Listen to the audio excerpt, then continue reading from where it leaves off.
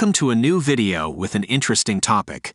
It seems that I have ruffled the feathers of few Muslims who thinks that they can bully me over some of my content.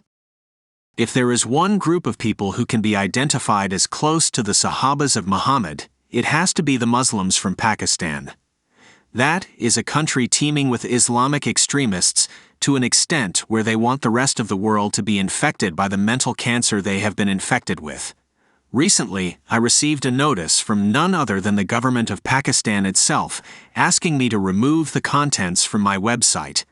Read this mail to know how they are claiming to be defending the glory of Islam, and educatedmuslim.com is seen as an obstruction to their duty. The Pakistanis are especially upset about one such article that was posted in the website, which references certain unhygienic practices of their prophet. For example, it cites certain passages from their own books about the way Muhammad glorified those women who drank his urine and spat on the food that was supposed to be eaten by others. These are surely very unhygienic practices which will be abhorred by any modern society.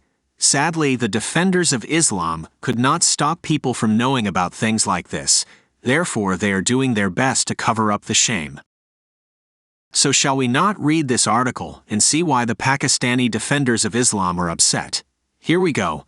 Muhammad, after making his followers drink the camel urine, goes on to do much more unhygienic practices. If possible, get a tissue paper or a handkerchief so that you can avoid throwing up. The unhygienic prophet of Islam has much more adventures up his sleeves. When we read Al-Sirah al-Nabawiyah by Ibn Kathir Volume 4, The Life of the Prophet Muhammad, page 462, we can note this prophet who is happy that some women drank his urine. The messenger of God had a pottery bowl into which he would urinate. When morning came he would call out, Ayman, pour out the contents of the pot. One night I got up feeling thirsty and drank what it contained, and when the messenger of God called out, Ayman, pour out the contents of the pot, I replied, Messenger of God, I got up feeling thirsty and drank what was in it. He commented, You will never suffer from your stomach. In another incident where Bara, the slave girl of Salama, drank the urine of Muhammad, and Muhammad blessed her with protection from the great fire of hell. You can find the reference in Al-Qasayas al-Kubra, section 2, part 252. He says, Surely she has protected herself from the fire with a great wall.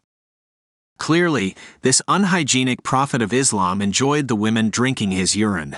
Had you been in his place and assuming that some women drank your urine by mistake, would you have responded in like manner?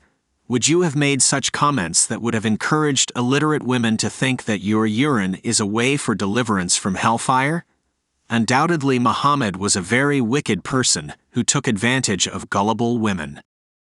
Apart from drinking Muhammad's urine, let us look into some passages from the Hadiths where Muhammad spat on the food to invoke blessings from Allah. This is a long hadith. You can read it completely on their website in Sunnah.com. I am just displaying the relevant portions here. The Prophet raised his voice and said, O people of Trench, Jabir has prepared a meal, so let us go. Allah's messenger said to me, Don't put down your earthenware meat pot from the fireplace, or bake your dough till I come.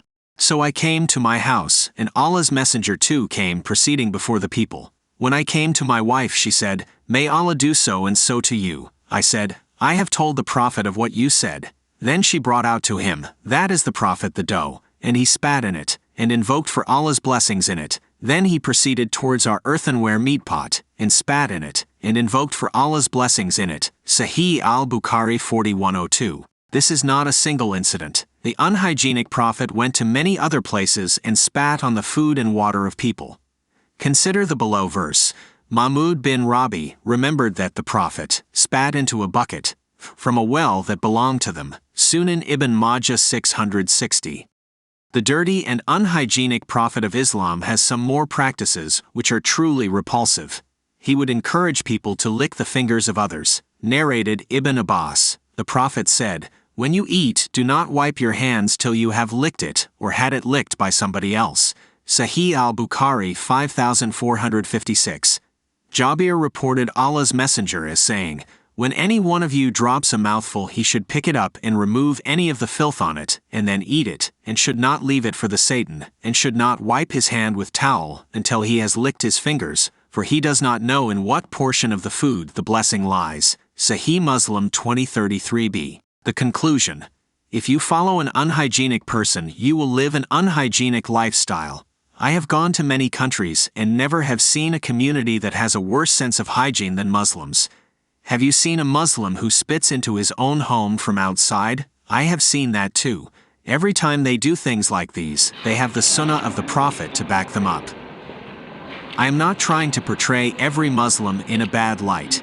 However, when Muslims follow the pattern of their Prophet, they will do things like this. If you see many Muslims behaving well and clean in life, it is not because of the Sunnah of the Prophet, but in spite of the Sunnah. Their better lives has to be attributed to the effect of Western and non-Islamic culture on them. Islam has indeed created havoc on people's lives throughout the world, and it has to be attributed directly to the hate propagated from the books of Islam. Very recently, there was a huge violence sparked in France as a result of a misfire by a French officer. To demand justice for the deceased person is acceptable in any society. However, the Islamic community's action cannot be justified by any means. They have been using this incident as an excuse to propagate violence and arson on innocents and public properties. Very interestingly, the virus from Pakistan reached France as well. It has infected the entire society, irrespective of any gender or age differences. Look at this tweet by a Pakistani woman celebrating the violence unleashed on innocents. When she realized that she can be charged for her excitement, she pulled down the tweet. This Muslim Pakistani woman has taken a turn where she is pushing her religion and its twists as a reason for the arson. She is indeed glad because of that, and desires that the children of France burn and die by fire. Remember that she is not an exception. She only happened to be so excited over the whole incident that she typed it into Twitter. Do not be under any illusion that the rest of the Muslims are any better than her. As long as they do not condemn such acts of violence and hand over those arsonists, we have no reason to believe that they are any better than the Pakistani women. Aisha Siddiq. We have come to the end of our video. If you have liked this video, please do click on the like thumbs up. If you have not yet subscribed, please do so and make sure that you have clicked on the bell icon for instant notifications of new uploads. Till we meet again, may the good Lord bless and keep you.